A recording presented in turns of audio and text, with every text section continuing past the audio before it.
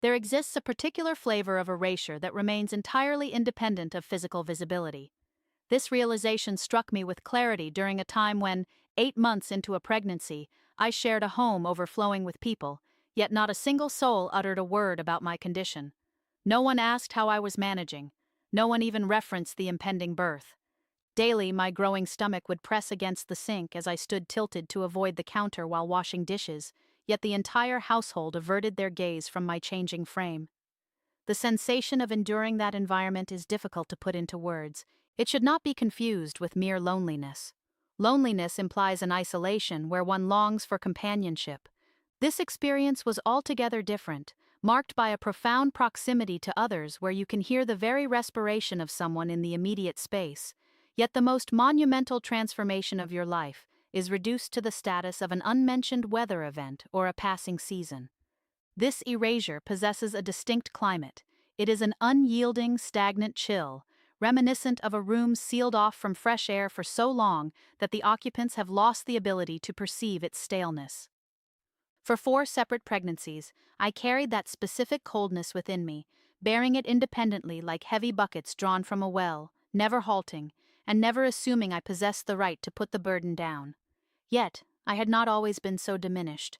There was an earlier chapter in my life when I occupied physical spaces with intention, expecting my spoken thoughts to register with those around me, and feeling a distinct autonomous ownership over my own body. Before detailing the quietude that gradually eroded that version of myself without ever rising to a shout, I must describe who she was. This account traces the architectural structure that silence erects within a woman when it systematically targets her most vibrant spaces.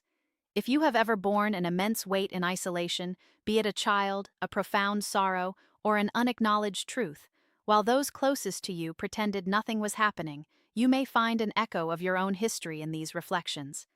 Engaging with accounts like this provides a space for those who were systematically taught to suppress their voices to deliberately reclaim them. For anyone not yet prepared to speak aloud, simply listening can be the vital first step. Sitting in the quiet with another person's narrative can help uncover the vocabulary for your own unexpressed experiences. My journey into that silence began at 19, the year I entered my marriage. The person I was at that age was neither tentative nor soft-spoken. I held uninvited viewpoints on a variety of matters and expressed them freely, including a rigid preference for hanging white laundry first, because of how strikingly the fabric contrasted against the green grass, resembling small flags of surrender catching the breeze. I used to fill my working hours with song, paying no mind to pitch or performance, allowing traditional hymns passed down by my mother to spill out in whatever key matched my mood.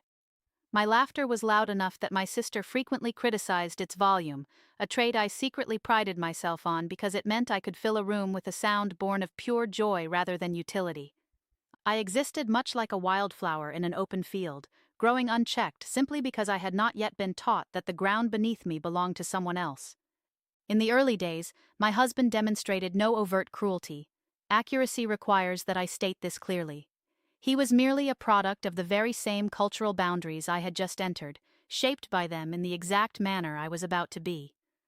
I recall an instance near the beginning of our marriage when he brought me a glass of water completely unprompted, setting it down beside my needlework without a word.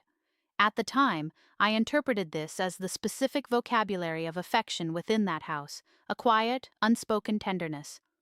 I mapped meaning onto his stillness, because I did not yet comprehend that silence could also manifest as a complete absence disguised as proper modesty.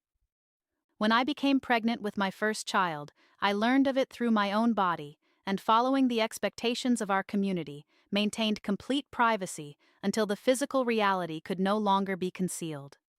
Pregnancy was viewed as a sacred matter between a woman and God, requiring no public declaration, yet I harbored an intense desire to speak the truth aloud. I wanted to utter the word pregnant in our kitchen, just to witness a shift in his expression. I longed for him to place his hand on my stomach to share in the realization that a new threshold was opening between us. When I finally shared the news on a Tuesday evening after dinner, his response was a simple nod, followed by a comment regarding the necessity of tending to the fields before the upcoming rain. He then stepped outside, leaving me standing alone, still digesting a joy that had no outlet. I rationalized his reaction as a product of our heritage, telling myself that Amish men simply handle these milestones with a reserved humility that differs from English customs. I convinced myself that his lack of comment reflected a quiet strength, a commitment to show care through hard labor and provision.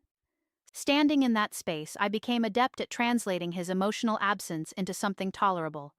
My body, however, understood the reality before my mind did. My hands, which had reached toward him as I spoke, froze mid-air when he turned toward the door, dropping back to my sides with the instinctive awareness that the emotional atmosphere had drastically shifted.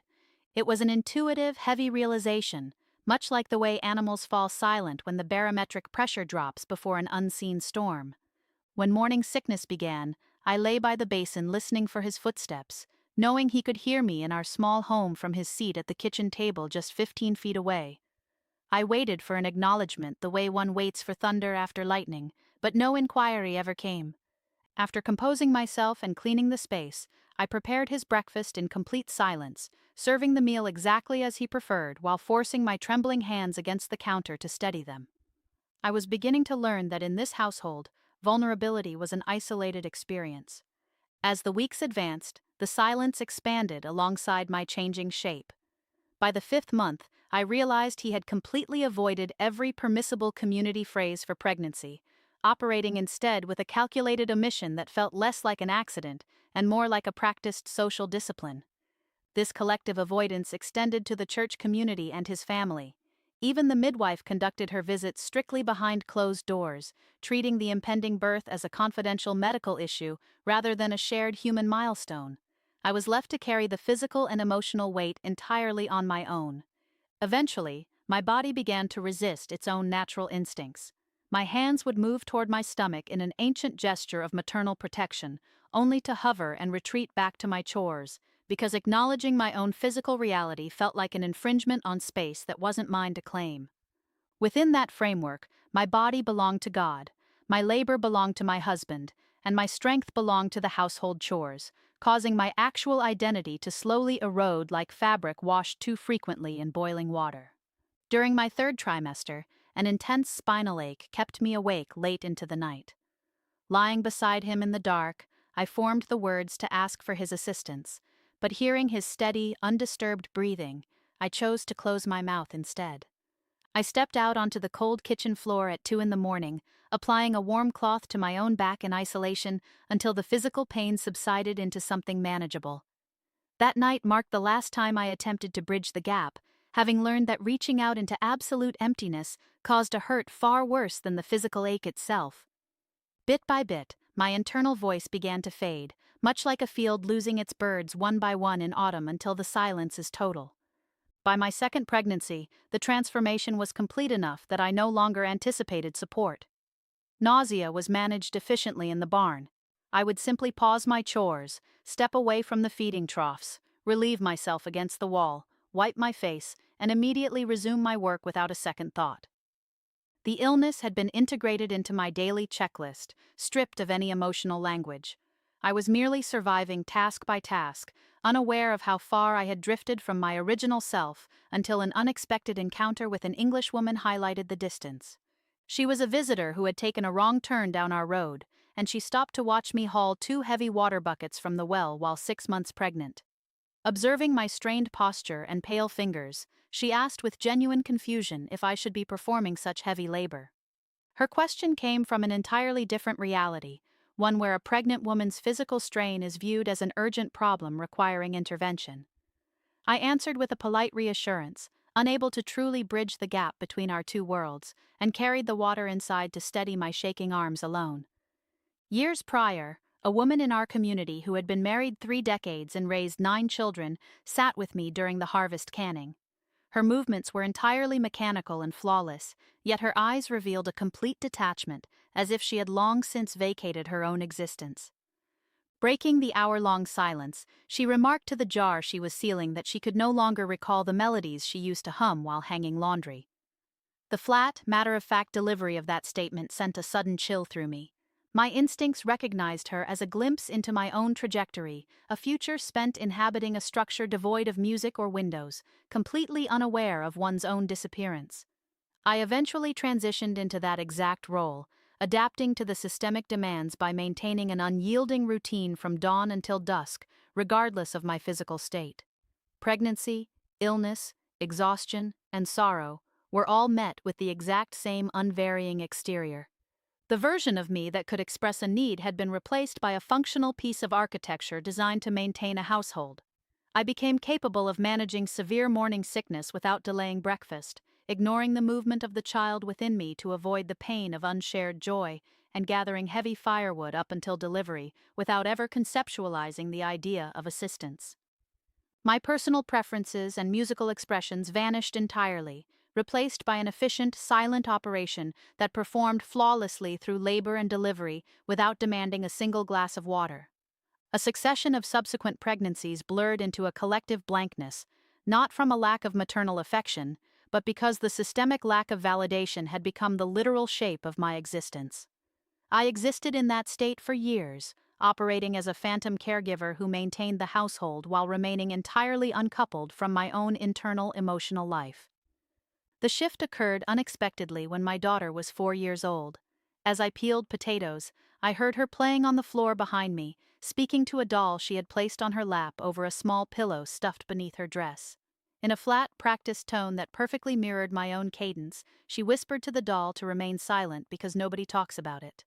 Turning around, I recognized that the system was already replicating itself within her, teaching a 4-year-old child to make her own reality invisible.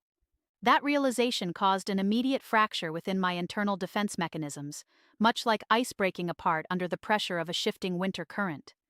Standing there with the utensil in my hand, I felt a spark of the young woman I used to be, the one who sang off-key and demanded space for beauty, reawaken beneath the functional numbness. Looking at my daughter, that suppressed identity refused to let the cycle continue. The ensuing emotional release did not arrive like a sudden storm, but rather as a gradual, layered thawing process. By the time I confronted the depth of that transition, I was in the midst of a long process of relocation, sitting on the edge of a bed in an unfamiliar town when I discovered an old photograph from a church gathering. In the background of the image stood a pregnant version of myself, looking completely absent from her own eyes while performing the expected social motions.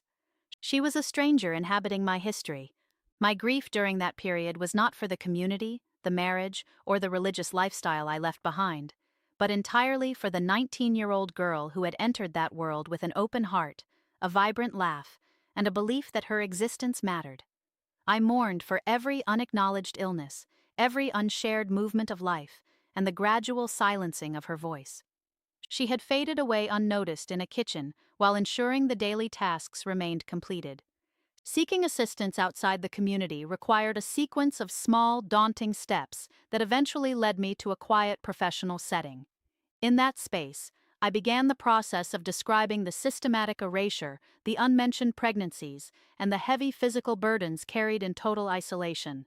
If this account touches an experience you recognize, consider offering it to someone else who might find comfort in it, or share your own journey of finding your voice after a long period of silence. Reclaiming your narrative is a powerful act of restoration. Your story is a vital piece of who you are, and it always has been.